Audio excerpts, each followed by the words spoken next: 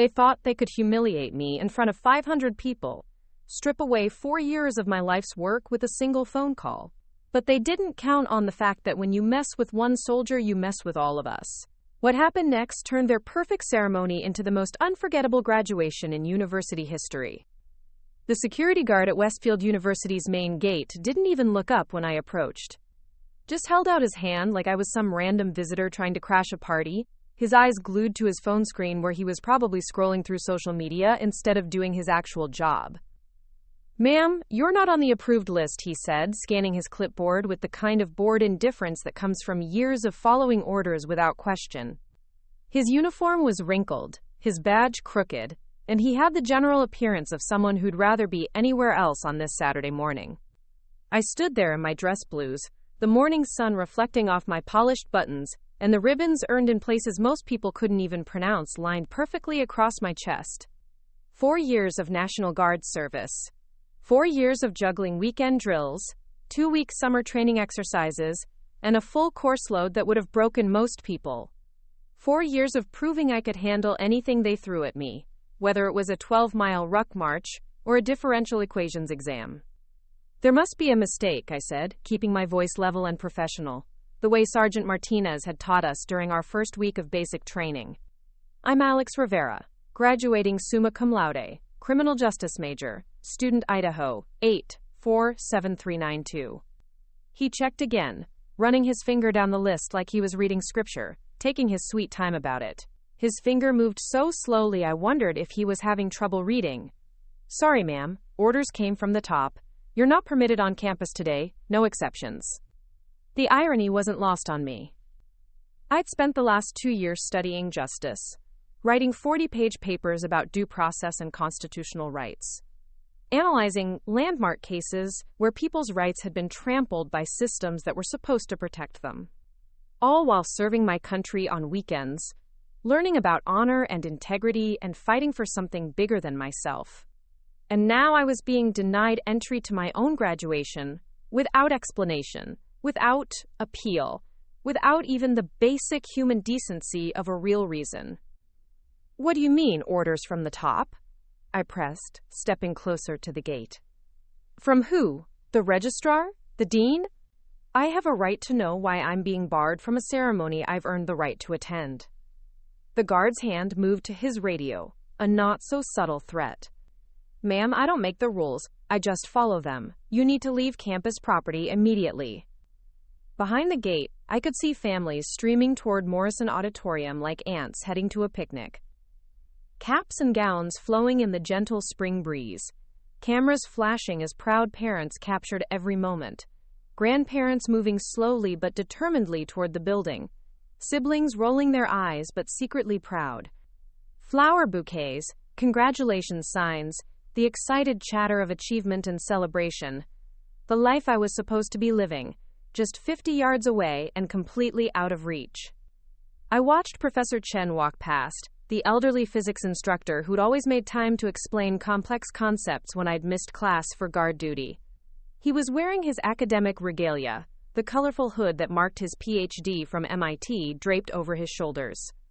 Just last week, he'd told me how proud he was of my perseverance, how impressed he was that I'd managed to maintain a 3.97 GPA while serving my country.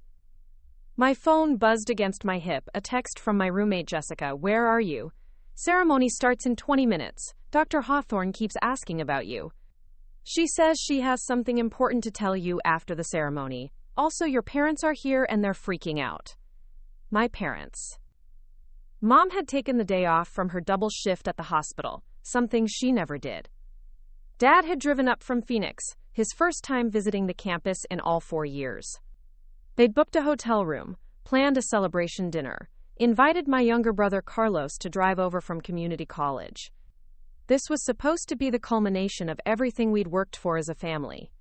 Dr. Hawthorne, my thesis advisor. The woman who'd guided me through 2 years of research on military veterans' transition to civilian careers. Who'd stayed late in her office helping me refine my arguments. Who'd written recommendation letters for the FBI Academy program I'd been accepted into. She knew what this day meant to me. She knew how hard I'd fought for every credit hour while balancing guard duty, how many nights I'd spent studying in the barracks during weekend training, how I'd written papers on my phone during transport flights to training exercises.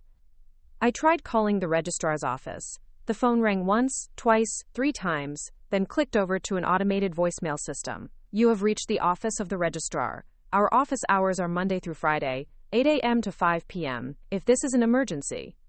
Emergency. Like being banned from your own graduation wasn't an emergency. I tried the dean's office next. Same thing. Straight to voicemail, like the entire university administration had suddenly developed selective hearing, or had collectively decided to take the day off and leave their students to figure things out on their own. The guard was watching me now, hand resting on his radio, waiting for me to become enough of a problem that he could call for backup. I could see him sizing me up, probably wondering if the young woman in the military uniform was going to cause trouble. He had no idea what kind of training that uniform represented, what I was capable of, if I really wanted to cause problems. Look, I said, trying a different approach, I understand you're just doing your job, but this is my graduation day. I've worked 4 years for this moment. I've served my country, maintained honor roll, and never caused any trouble on this campus. There has to be someone I can talk to, some way to resolve this. He shook his head, not even pretending to consider it. Orders are orders, ma'am. I suggest you contact the administration on Monday. Monday. 3 days after my graduation ceremony had already happened. 3 days after the photos had been taken, the diplomas handed out. The moment I'd dreamed about since I was 8 years old and decided I wanted to be an FBI agent had come and gone without me. I walked back to my car, parked in the visitor lot like an outsider at my own celebration, like someone who had no business being here. The irony of it stung. Visitor parking. I'd spent more time on this campus than some of the professors, had bled and sweat over every assignment, had chosen this place as my academic home, and now I was relegated to visitor status. Through the windshield, I watched as classmates I'd studied with filed past. There was Marcus Chen, the pre-med student I'd spent countless hours with in the library, helping each other through organic chemistry while I balanced it with weapons training. Sarah Williams, my study partner for constitutional law, who'd always been amazed that I could discuss Fourth Amendment protections and then go practice urban warfare tactics on the same weekend. Professor Davidson from my criminology courses, who'd written one of my recommendation letters and had always said I'd make an excellent federal agent. They all looked excited, nervous, proud, the way I should have been feeling. Instead, I felt like I was watching my life happen to someone else through a window I couldn't break. That's when I noticed the black sedan parked 3 spaces down from my beat-up Honda Civic. Government plates, tinted windows so dark you couldn't see inside, the kind of car that screamed federal agency. It hadn't been there when I'd arrived 30 minutes earlier. I was sure of it. Military training teaches you to notice details like that, to catalog your environment and track changes. My pulse quickened as years of situational awareness training kicked in automatically. Assess the threat, identify potential escape routes, determine if you're being surveilled. The car was positioned perfectly to watch both my vehicle and the campus entrance. Professional placement. Whoever was inside knew what they were doing. This wasn't just bureaucratic incompetence. This wasn't some administrator having a power trip or a computer glitch in the system. This was intentional, coordinated. Someone had made a deliberate decision to keep me away from my graduation, and they'd brought federal muscle to make sure it stuck. I pulled out my phone and scrolled to Sergeant First Class Martinez's number. My unit commander for the past 2 years, the man who'd shaped me from a confused college freshman into someone who could lead a squad through combat scenarios, the man who'd taught me that no soldier gets left behind, even when they're wearing civilian clothes and fighting battles that don't involve weapons. The phone rang twice before his familiar gravelly voice answered. Martinez here. Sergeant, it's Rivera. I need to ask you something, and I need you to be straight with me. No bullshit, no politics, just the truth. There was a pause. In the background, I could hear the sounds of the armory, equipment being moved around, probably weekend maintenance duties. What's going on, Rivera? You sound wound up. Did anyone from the university contact you about me? Any kind of inquiry or complaint? Background check? Anything that might explain why I'm currently sitting in a parking lot? Banned from my own graduation ceremony. The pause was longer this time. Too long. I could practically hear the gears turning in his head, weighing how much to tell me. Rivera, where are you right now? Sitting in visitor parking at Westfield University, watching my classmates walk into the auditorium where I'm supposed to be graduating in 15 minutes. And I think you know why I'm not in there with them. Another pause. When he spoke again, his voice had changed. Harder, more serious. The voice he used when giving orders that could mean life or death.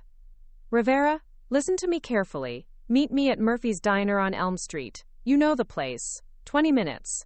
And Rivera? Yes, Sergeant? Don't talk to anyone else until we meet.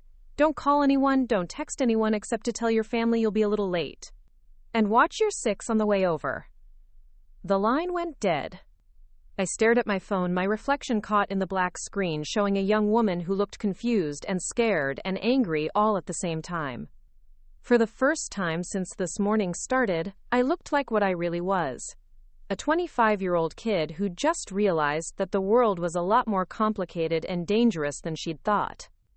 But scared wasn't the same as defeated. In the Guard, they teach you that when the enemy thinks they have you cornered, that's when you find out what you're really made of. When the situation looks hopeless, that's when training kicks in, and you start thinking tactically instead of emotionally. I started the engine of my Honda and pulled out of the parking space, checking my mirrors carefully.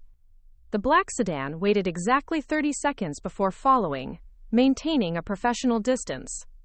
Not close enough to be obvious to a civilian, but I wasn't a civilian. I was a soldier, and I knew when I was being tailed. I took a deliberately indirect route to Elm Street, making random turns and stops to confirm what I already suspected. The sedan stayed with me for exactly 3 blocks before peeling off, disappearing into traffic like it had never been there. But I'd gotten the message loud and clear. They knew where I was going, and they wanted me to know they knew. Murphy's Diner was the kind of place that looked like it hadn't changed since 1955. Red vinyl booths with duct tape holding the cracks together, black and white checkered floor that had seen better decades, and a menu that probably hadn't been updated since the Eisenhower administration. It was also exactly the kind of place where a conversation could happen without unwanted listeners, which was probably why Martinez had chosen it. I parked across the street and spent 5 minutes observing the area before going in. Force of habit. The parking lot was mostly empty, except for a few pickup trucks and an old Buick that probably belonged to the cook. No black sedans. No obvious surveillance. But that didn't mean they weren't there. Martinez was already seated in a corner booth when I walked in, his back to the wall so he could see both the entrance and the kitchen. Standard operational security. He was out of uniform, wearing jeans and a flannel shirt, but his posture gave him away as military from 50 yards.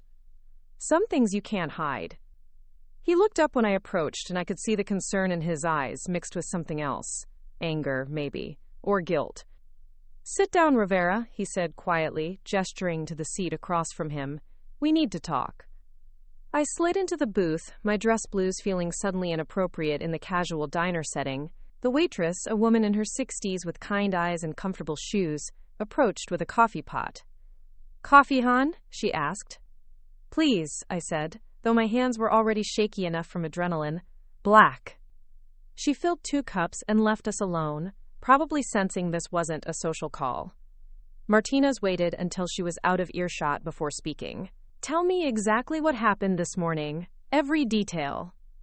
I walked him through the whole thing.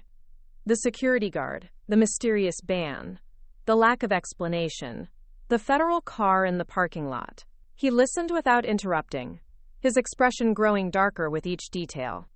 When I finished, he was quiet for a long moment, staring into his coffee like it might contain answers. Finally, he looked up at me with the expression I'd seen him wear when delivering bad news to families.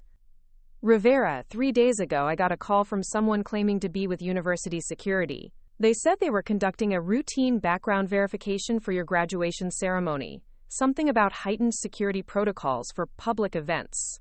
Ask me a bunch of questions about your service record, your psychological evaluations, your political affiliations." My blood ran cold. What kind of questions? The kind that made me think they weren't really from university security. Questions about your research, your thesis topic, who you'd been in contact with.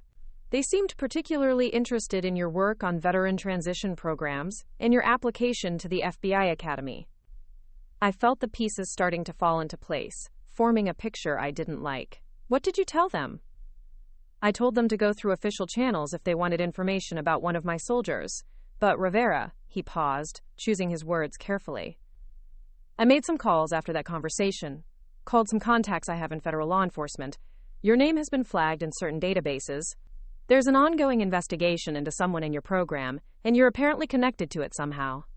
The diner suddenly felt too small, too warm. Investigation into what? I haven't done anything wrong. My record is spotless. I know that, and you know that. But someone thinks otherwise. Or someone wants to make sure you don't graduate for reasons that have nothing to do with your actual conduct.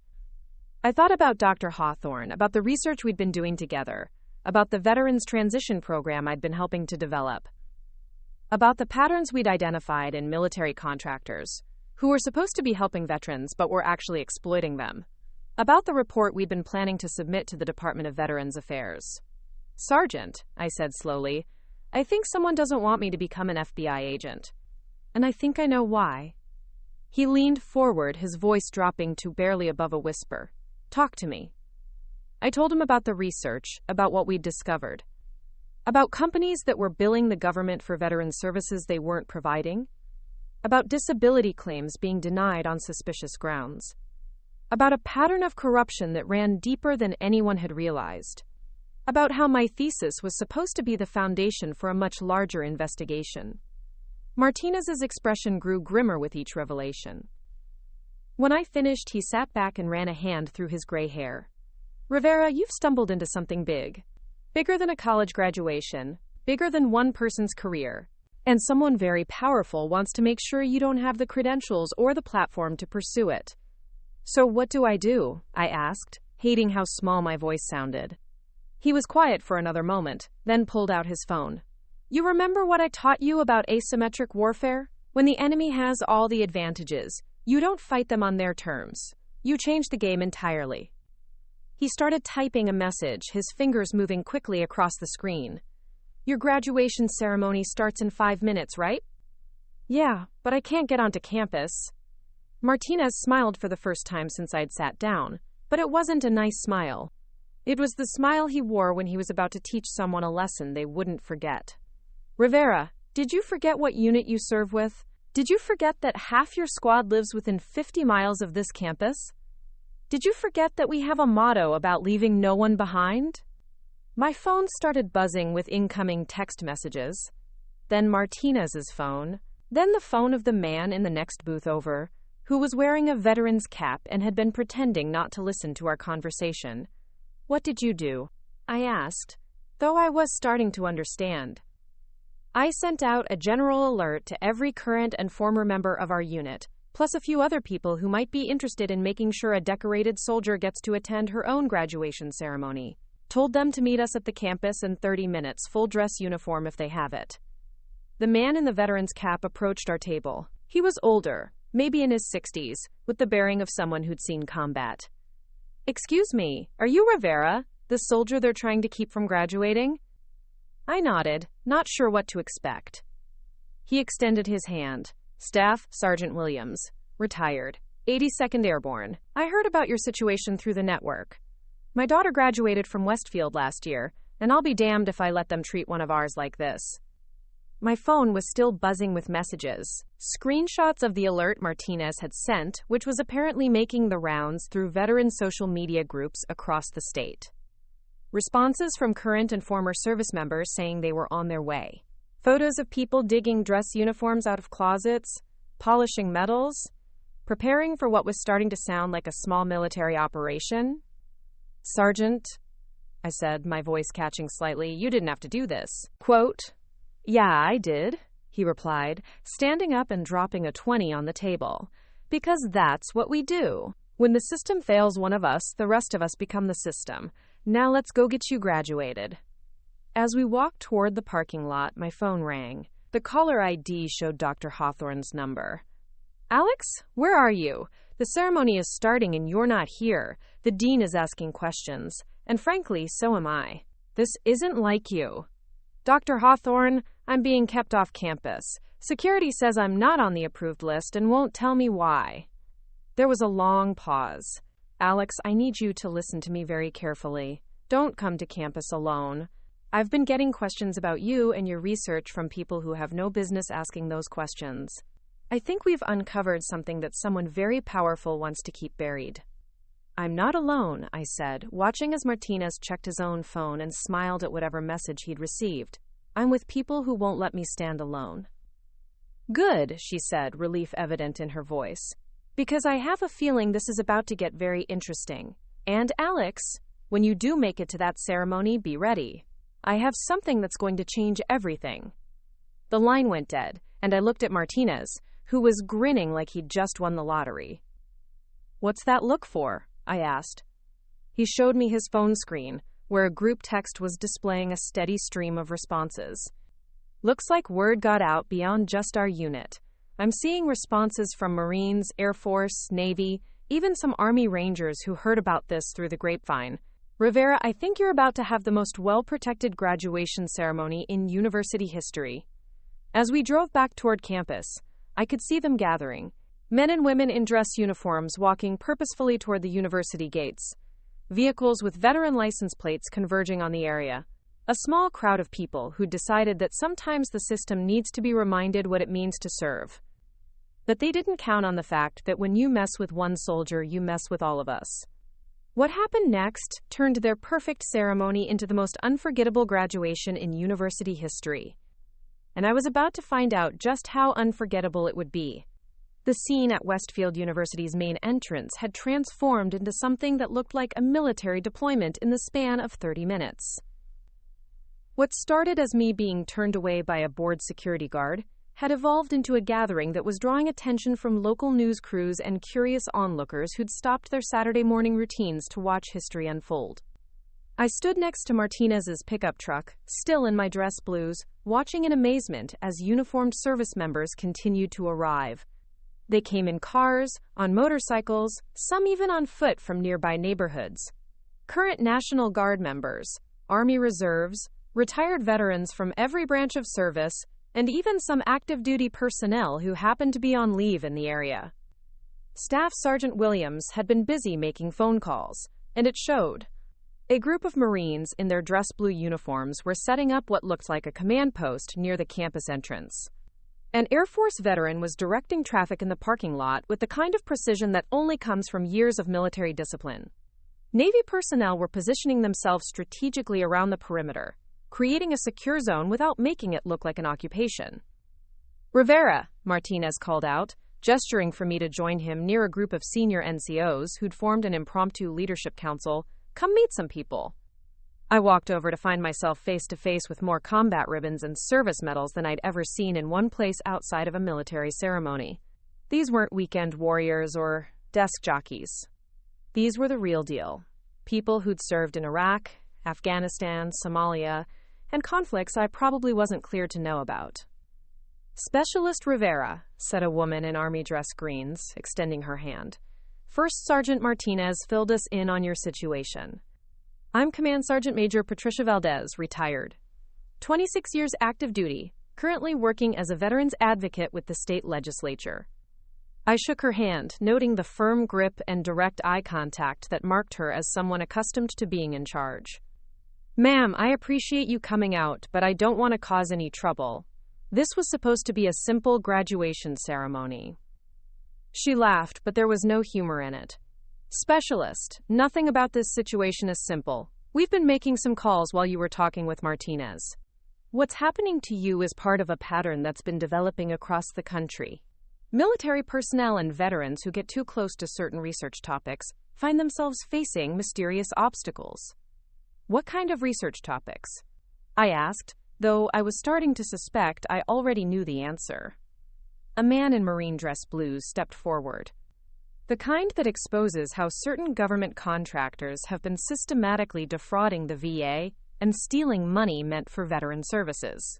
The kind that shows how disability claims are being denied to save money while executives get rich.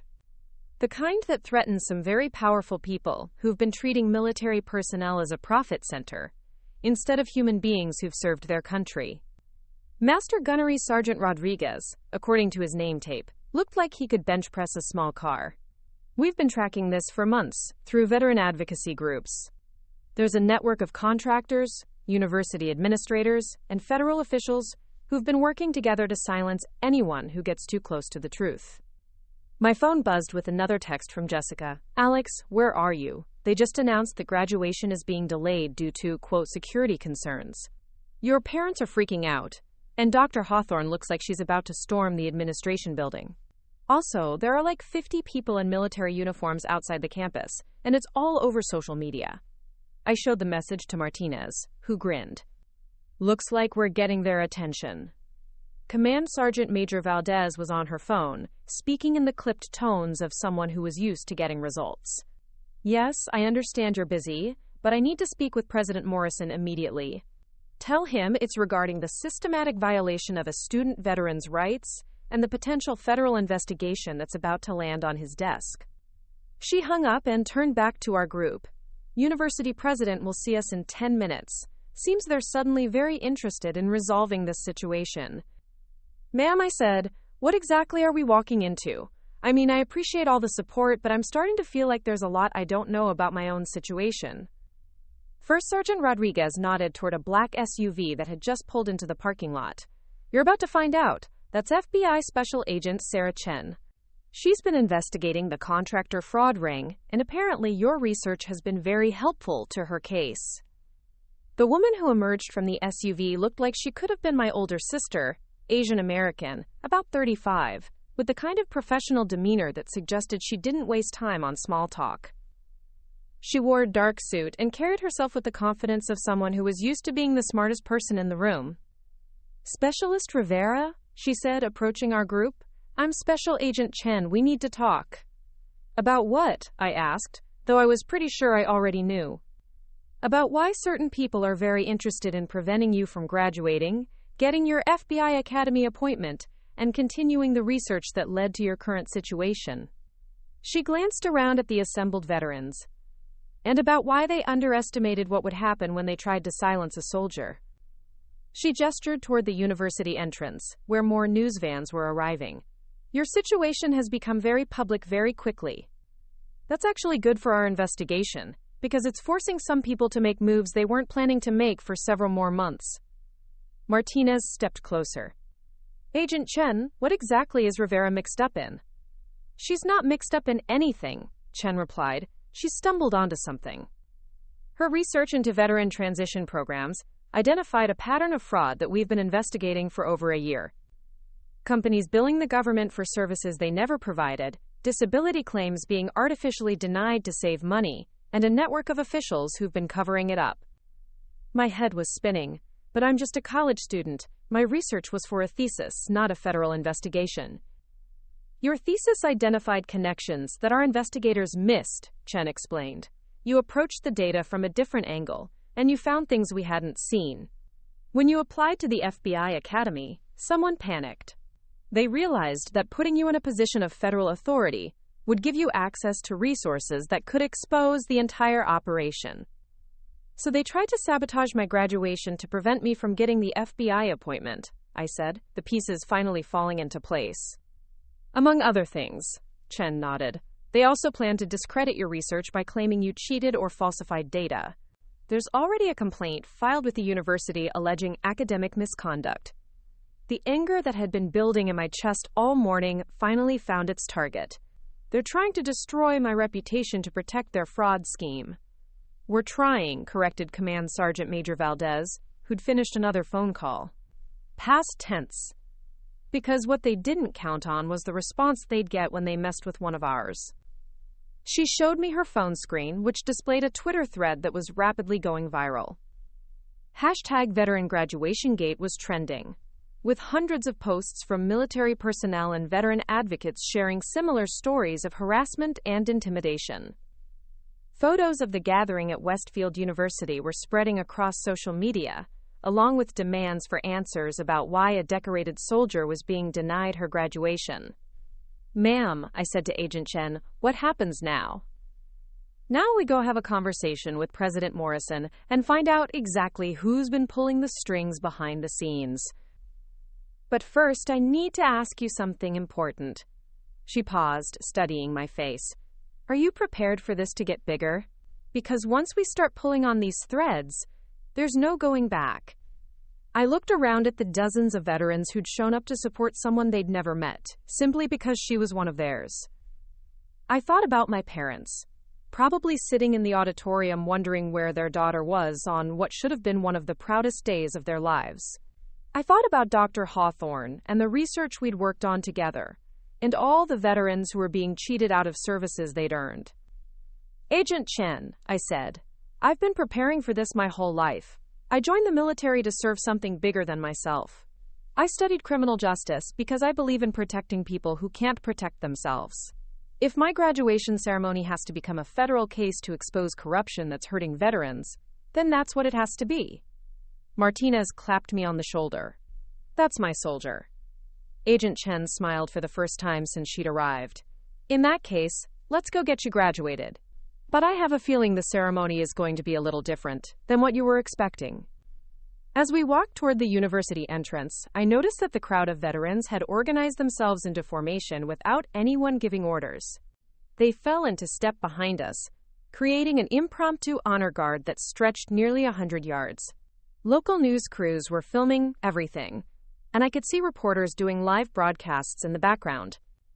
The security guard, who'd turned me away earlier, took one look at our approaching group and immediately got on his radio. Within seconds, university officials were streaming out of the administration building like ants from a disturbed hill. President Morrison himself appeared at the main entrance, flanked by the dean of students and what looked like the entire campus security force. He was a thin man in his early 60s, with the kind of nervous energy that suggested he was way out of his depth in this situation. "Specialist Rivera," he called out as we approached. "I believe there's been some kind of misunderstanding." Agent Chen stepped forward, producing her badge. "President Morrison, I'm Special Agent Chen with the FBI. We need to discuss the circumstances surrounding Specialist Rivera's exclusion from today's ceremony, as well as certain allegations that have been made against her academic work." Morrison's face went pale. "I think we should take this conversation inside." "I think we should have it right here," said Command Sergeant Major Valdez, "where all these veterans and news cameras can witness it. Transparency tends to prevent misunderstandings." Morrison looked around nervously at the crowd, the cameras, and the growing number of university staff who were gathering to watch. "Very well. Specialist Rivera, I want to assure you that any exclusion from today's ceremony was purely a security precaution based on information we received from federal authorities." "What federal authorities?" Agent Chen asked sharply. We received a call from someone claiming to represent a federal task force investigating potential security threats among graduating students." "From who specifically?" Chen pressed. Morrison looked increasingly uncomfortable. "I don't recall the exact name, but they had the proper credentials and seemed to know details about Miss Rivera's military service and academic work." Agent Chen pulled out her phone and showed him a photo. "Was it this man? Deputy Director Marcus Webb from the Department of Veterans Affairs?" Morrison studied the photo and nodded. "Yes, that looks like him. He said there were concerns about Miss Rivera's research and her suitability for federal employment. Quote, the pieces were falling into place so fast I could almost hear them clicking together." Agent Chen's expression was grim as she put her phone away. "President Morrison, Deputy Director Webb is currently under federal investigation for his role in a corruption scheme involving veteran services contractors. Any information he provided about Specialist Rivera was part of an attempt to obstruct a federal investigation." The crowd of veterans behind us had grown larger, and I could hear murmurs of anger rippling through the ranks. These were people who'd put their lives on the line for their country, and they were learning that someone in the government they'd served had tried to destroy the career of one of their own to cover up his crimes. Morrison looked like he wanted to disappear into the ground. We had no way of knowing." "You had every way of knowing," interrupted Dr. Hawthorne, who'd appeared from somewhere in the crowd. "You could have called Alex directly. You could have contacted her military chain of command. You could have asked for documentation. Instead, you took the word of a stranger and denied one of your most accomplished students the right to graduate. She was carrying a thick folder, and her expression was angrier than I'd ever seen it. President Morrison, I've been trying to reach you all morning to discuss some very important findings related to Alex's research. Findings that certain people apparently don't want to become public. Agent Chen stepped closer to Dr. Hawthorne. Professor, what kind of findings? Dr. Hawthorne opened her folder and pulled out a stack of documents. 3 months ago, Alex's research identified a pattern of disability claim denials that didn't make statistical sense. Veterans with similar injuries and service records were having claims approved or denied based on which regional office processed their paperwork and which contractors were involved in their evaluations. She handed the documents to Agent Chen, who began scanning them quickly. When we dug deeper, we found that certain contractors were being paid bonuses for keeping denial rates above specific percentages. They were literally being rewarded for denying legitimate claims from disabled veterans. The anger from the veteran crowd behind us was becoming audible now. These weren't just statistics to them. These were their brothers and sisters who'd been denied care they'd earned through their service. But that's not the worst part, Drive. Hawthorne continued. We found evidence that some of these contractors were also running the veteran transition programs that were supposed to help these same people find employment and housing. They were denying disability benefits and then charging the government again to provide services to the veterans they'd just screwed over. Agent Chen looked up from the documents, her expression grim. Professor, this evidence is consistent with what we've been investigating. How much of this did Specialist Rivera contribute to? All of it, Dr. Hawthorne said proudly. She's the one who identified the patterns, made the connections, and insisted we dig deeper when I thought we'd found enough for her thesis. She's the one who insisted this needed to be reported to federal authorities rather than just submitted as academic research. I felt a surge of pride mixed with fear. Dr. Hawthorne, is that why they tried to stop my graduation? To discredit the research? I believe so, she nodded. This morning, I received a call from the dean informing me that allegations of academic misconduct had been filed against you. Claims that you'd falsified data and plagiarized sources. I was told to distance myself from your work immediately. Agent Chen's phone was buzzing with what looked like urgent messages.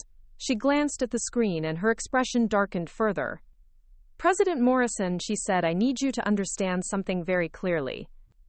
Specialist Rivera is now under federal protection as a key witness in an ongoing corruption investigation. Any further attempts to interfere with her academic status or future career will be considered obstruction of justice. Morrison nodded quickly, sweat beading on his forehead despite the cool morning air. Of course. I'll make sure she's immediately reinstated in the graduation ceremony. That's a start, said Command Sergeant Major Valdez, but we're going to need more than that. She gestured to the crowd of veterans, which had continued to grow and now included local politicians, veteran advocacy groups, and what looked like representatives from several veteran service organizations. These people didn't just show up to help one soldier graduate, she continued. They showed up because this situation represents something larger.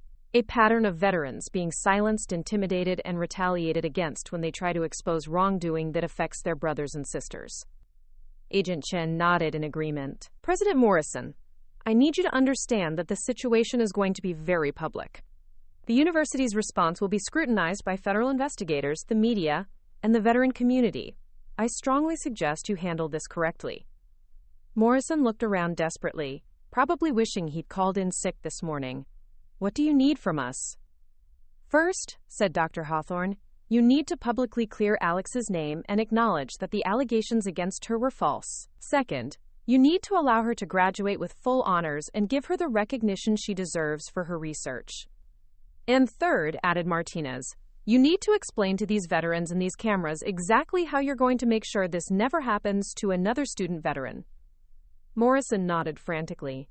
Yes, absolutely. We'll make a public statement. We'll review our procedures. President Morrison, Agent Chen interrupted, there's something else you need to know. Deputy Director Webb isn't the only person involved in this scheme. We've identified a network of contractors, university administrators, and federal officials who've been working together. Some of them may have connections to this university. The implications of that statement hit Morrison like a physical blow. I could see him mentally reviewing every interaction he'd had, every phone call he'd received, trying to figure out who might have compromised his administration. "What can we do to help?" he asked quietly. "You can start by letting Specialist Rivera graduate," said Agent Chen. "And then you can cooperate fully with our investigation into how this university may have been manipulated by people who are stealing from the veterans they're supposed to serve." I looked around at the crowd that had gathered to support me, at the news cameras that were broadcasting this confrontation across the country, at the federal agent who was treating my college research like it was a matter of national security. This wasn't how I'd imagined my graduation day would go, but maybe it was exactly how it was supposed to go. "President Morrison," I said, stepping forward, "I don't just want to graduate. I want to make sure that every veteran who comes after me is treated with the respect and support they've earned. I want to make sure that the research Dr. Hawthorne and I did actually leads to changes that help real people." He nodded eagerly. "Of course, Miss Rivera. Whatever you need." Quote. Agent Chen checked her phone again and frowned. "We may need to accelerate this timeline. I'm getting reports that certain individuals connected to this case are attempting to leave the country. The longer we wait, the more evidence might disappear." Command Sergeant Major Valdez stepped closer to Morrison. "Mr. President, I think it's time for you to make that public statement. And I think Specialist Rivera's graduation ceremony just became a matter of urgent national importance." Morrison looked at his watch, then at the crowd, then at the cameras. "The ceremony was supposed to start 15 minutes ago. We've told the families that we're experiencing security delays." "Then let's go give them a ceremony they'll never forget," said Martinez, gesturing toward the auditorium where hundreds of families were waiting. As we began walking toward the building, I felt my phone buzz with a text from my mother. "Mija, I don't know what's happening, but there are soldiers everywhere, and news trucks, and your father is crying. Are you okay?" I texted back, "Mom, I'm more than okay. I'm about to graduate, and I think I'm about to change the world." Because sometimes, when the system tries to silence you, the only response is to speak so loudly that everyone has to listen. And today, I had an entire army helping me find my voice. I was banned from my own graduation, then my unit marched in behind me. Part 3, the complete exposure. Final. Morrison Auditorium had never seen anything like what was about to unfold. Built in 1962 to accommodate 800 people for university ceremonies, it was now packed beyond capacity, with graduates, families, veterans, media personnel, and federal agents. The atmosphere was electric, with tension and anticipation that you could practically taste in the air. I stood in the staging area behind the auditorium, still in my dress blues, watching through a crack in the curtain as the crowd settled into their seats. My parents were in the third row, my mother clutching a bouquet of roses so tightly her knuckles were white, my father sitting ramrod straight in the suit he'd bought specifically for this day. They kept looking around at the unusual collection of people filling the auditorium, clearly trying to understand how their daughter's graduation had turned into what looked like a military operation, combined with a federal investigation. "You ready for this, Rivera?" Martinez asked, appearing beside me. He'd managed to find his own dress uniform somewhere, and looked every inch the professional soldier I'd learned to respect over the past 2 years. "Honestly, Sergeant, I have no idea what I'm ready for anymore," I admitted. "This morning I was worried about tripping when they called my name. Now I'm apparently about to expose a federal corruption scheme in front of live television cameras." Agent Chen joined us, speaking quietly into her phone. "Yes. We have confirmation that Webb is in custody at Dulles Airport. He was attempting to board a flight to a non-extradition country with approximately $2 million in cryptocurrency wallets." She ended the call and turned to me. "Rivera, I need you to understand something. What you're about to do is going to make you a very public figure. There will be people who see you as a hero and others who see you as a threat. Are you prepared for that?" Before I could answer, Dr. Hawthorne appeared with an armload of documents and a laptop bag. "Alex, I've been in contact with Senator Martinez from the Veterans Affairs Committee. She's flying in from D.C. and will be here within the hour. She wants to meet with you immediately after the ceremony to discuss turning your research into formal congressional testimony." My head was spinning. Congressional testimony? Dr. Hawthorne, 12 hours ago, I was worried about my cap staying on straight during the ceremony. 12 hours ago, we didn't know that your research had uncovered the largest veteran services fraud scheme in U.S. history, she replied matter-of-factly. According to Agent Chen's preliminary analysis, the financial impact could exceed $500 million in stolen benefits. $500 million.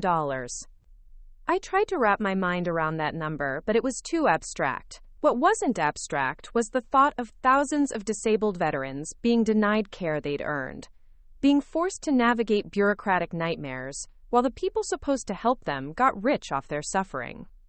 Command Sergeant Major Valdez appeared with a clipboard and the kind of organized efficiency that made me understand how she'd managed to rise to the top of the enlisted ranks.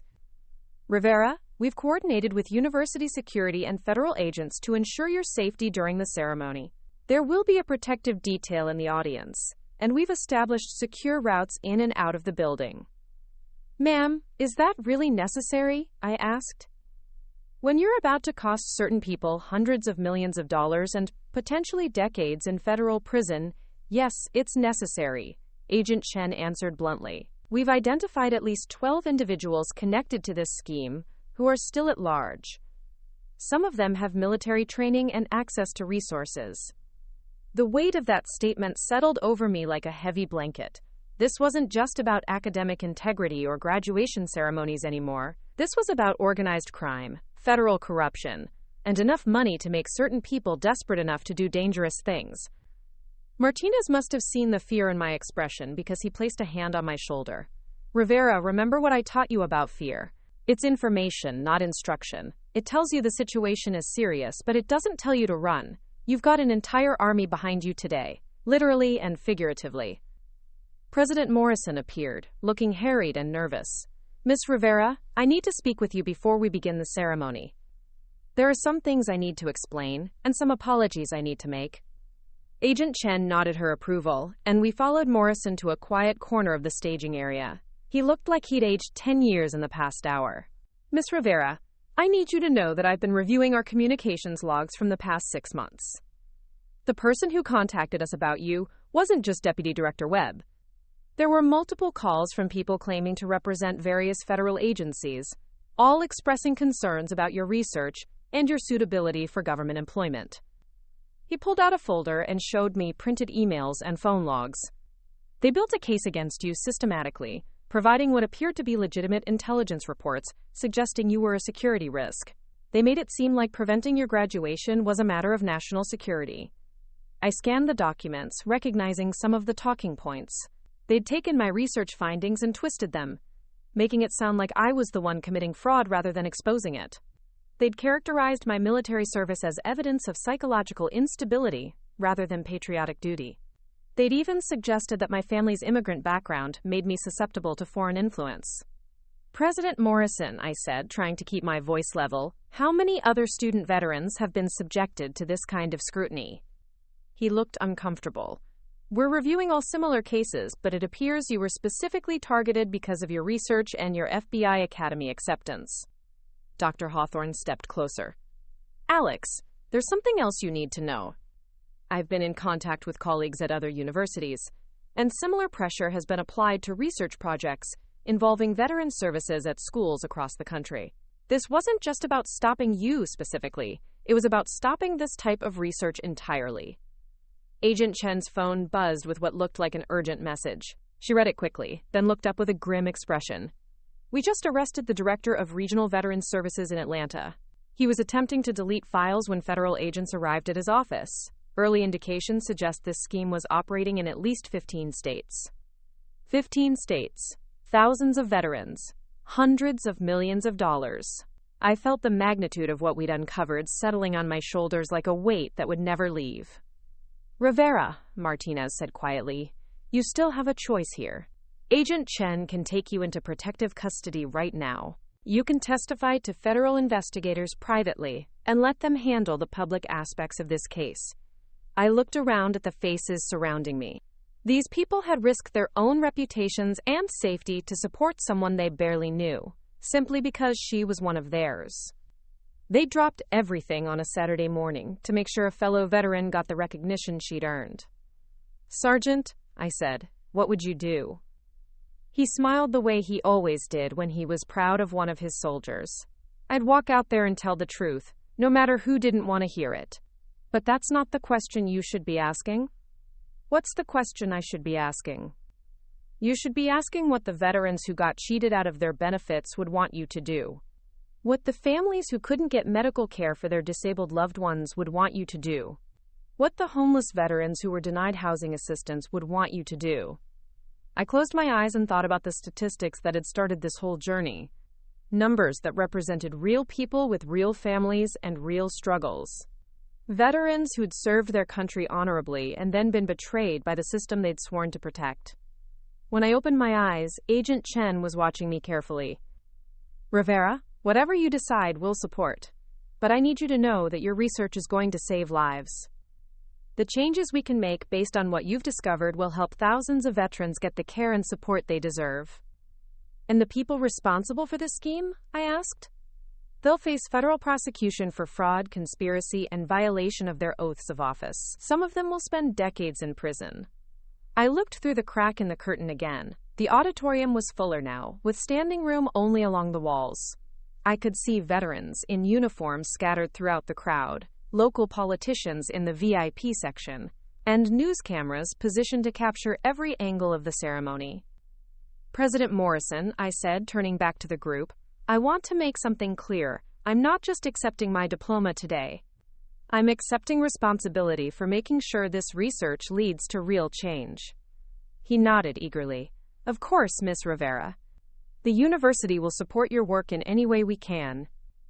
"Good," I replied, "because Dr. Hawthorne and I are going to establish a veteran advocacy center here at Westfield. We're going to make sure every student veteran has access to the resources they need, and we're going to continue investigating any organization that tries to exploit the people who've served our country." Dr. Hawthorne beamed with pride. "Alex, that's exactly what this university should be doing." Agent Chen checked her watch. "Rivera, we need to get this ceremony started. We have reason to believe that certain individuals connected to this case are monitoring news coverage and may attempt to flee the country if we delay much longer." Command Sergeant Major Valdez had been coordinating with someone on her radio. "Rivera, your honor guard is ready. We've got representatives from every branch of service, including some folks who drove down from D.C. when they heard about this situation. My honor guard. 3 hours ago, I'd been a college student worried about graduation protocol. Now I apparently raided an honor guard made up of career military personnel who'd decided my ceremony was worth their Saturday." "Ma'am," I said to Valdez, "I don't know how to thank you for this." "You don't need to thank us," she replied. "You just need to make sure this research of yours saves some lives and puts some bad people in prison." President Morrison stepped toward the curtain. "Ladies and gentlemen, it's time."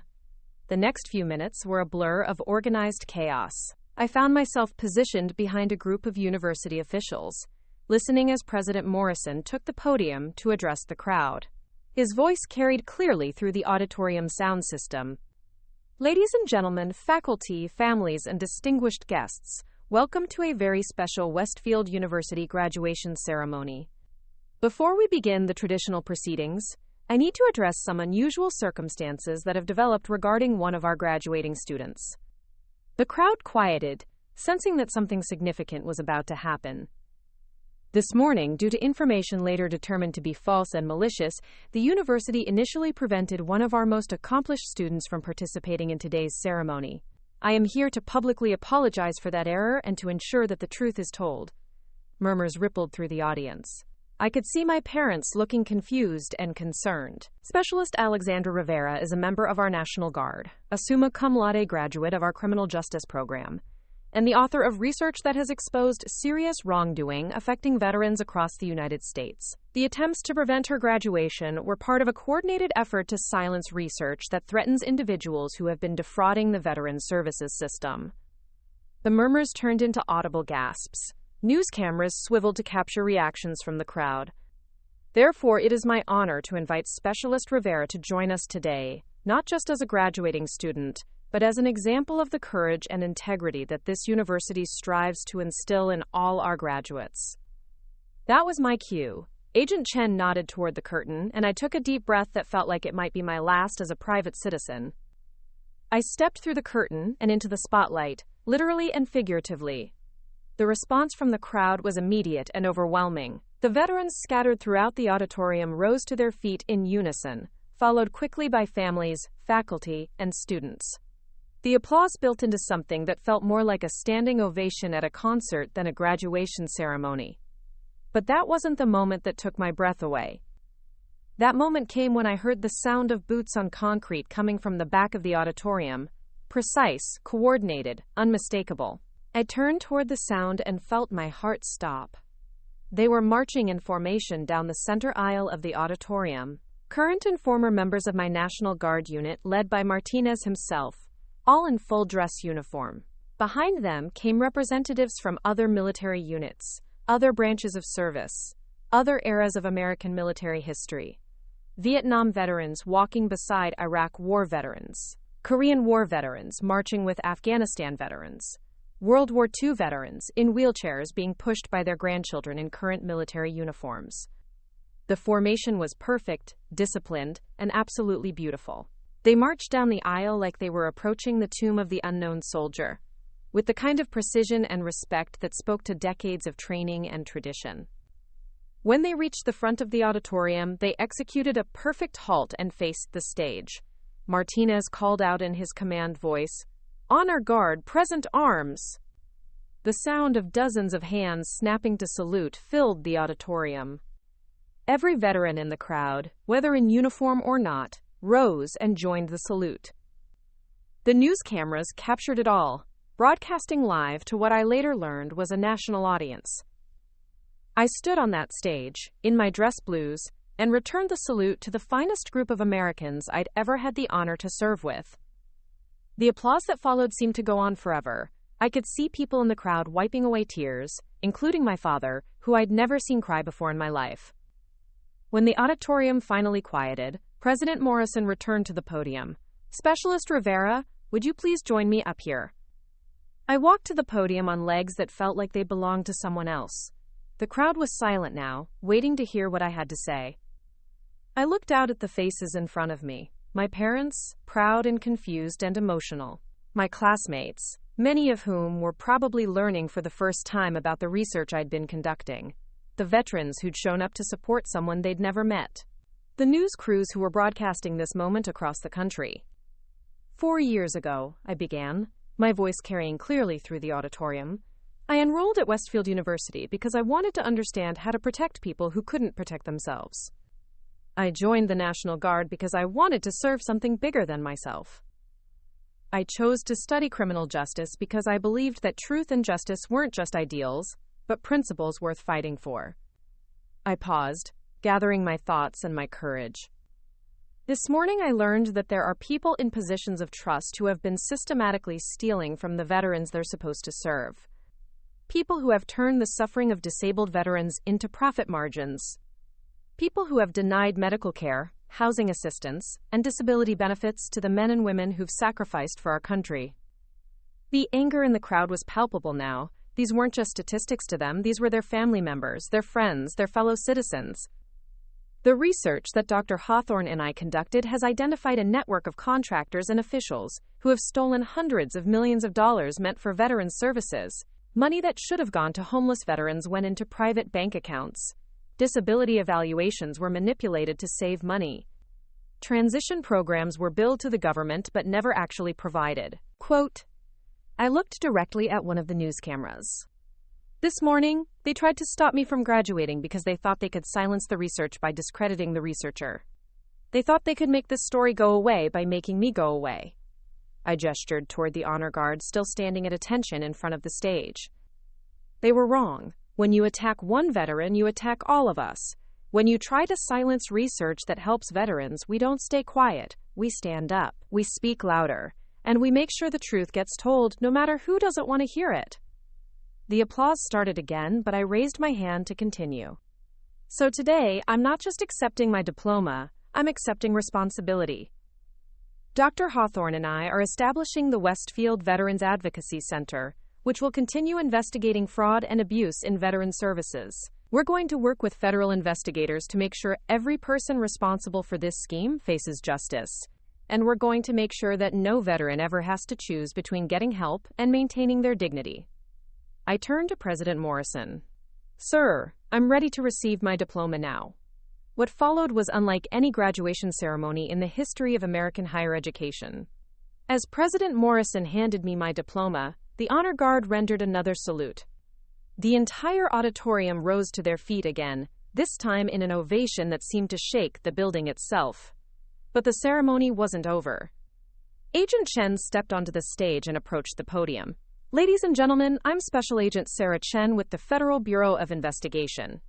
Based on the research conducted by Ms. Rivera and Dr. Hawthorne, federal agents are currently executing arrest warrants in 15 states for individuals involved in defrauding veteran services. She paused to let that information sink in. I can also announce that Ms. Rivera's acceptance to the FBI Academy has been confirmed and expedited. She will begin training next month as part of our new Veterans Crimes Task Force. The crowd erupted again. My parents were crying now, and I could see my mother frantically texting what was probably everyone she'd ever met. Dr. Hawthorne joined us at the podium. I'd also like to announce that the University of Virginia, Georgetown University, and American University have all committed to establishing similar veteran advocacy centers based on the model Alex and I are developing here at Westfield. This research is going to have national impact. By the time the ceremony officially ended, it was nearly 3 hours later than scheduled, but nobody seemed to mind. The crowd lingered, taking photos, sharing stories, and celebrating what felt like more than just a graduation. It felt like justice. As the auditorium began to empty, Martinez approached me with a grin I'd never seen before. Rivera, he said, I've been a soldier for 23 years, and that was the finest thing I've ever witnessed. You made us proud today. Sergeant, I replied, I couldn't have done it without all of you. Yes, you could have, he said seriously. That's what makes it so impressive. Agent Chen appeared with a secure phone and a serious expression. Rivera, I need to brief you on some developments. The arrests we made today have led to additional evidence. This case is bigger than we initially thought. I looked around the auditorium, where veterans were still shaking hands and sharing contact information, where my parents were being interviewed by local news crews, where Dr. Hawthorne was already planning the next phase of our research. Agent Chen, I said, how much bigger? Congressional hearing big, Senate investigation big, presidential task force big. 6 months later, I stood before the Senate Veterans Affairs Committee in Washington, D.C., wearing my FBI Academy graduation pin and carrying a thick folder of evidence. The investigation that had started with my college thesis had uncovered a fraud scheme affecting over 50,000 veterans and involving more than $800 million in stolen benefits. 23 people had been indicted, including Deputy Director Webb, who pled guilty and received a 15-year federal prison sentence. The contractors involved had been permanently barred from government work and ordered to pay restitution that would fund veteran services for the next decade. But the number I was proudest of was smaller, 847. That was the number of veterans who had contacted the advocacy center Dr. Hawthorne and I had established, seeking help navigating the system or reporting potential fraud. Each one represented a life that was a little bit better because we'd had the courage to speak up. As I prepared to deliver my testimony to the Senate committee, I thought about that morning at Westfield University when I'd been turned away from my own graduation. I thought about the security guard who couldn't have imagined that his clipboard would help expose the largest veteran fraud scheme in American history. Most of all, I thought about the sound of boots on concrete as my unit marched down that auditorium aisle, reminding me that in America, when the system fails those who've served, the rest of us don't stay silent. We stand up, we speak louder, and we make sure the truth gets told no matter who doesn't want to hear it. Because that's what we do when you mess with one of ours. You get all of us.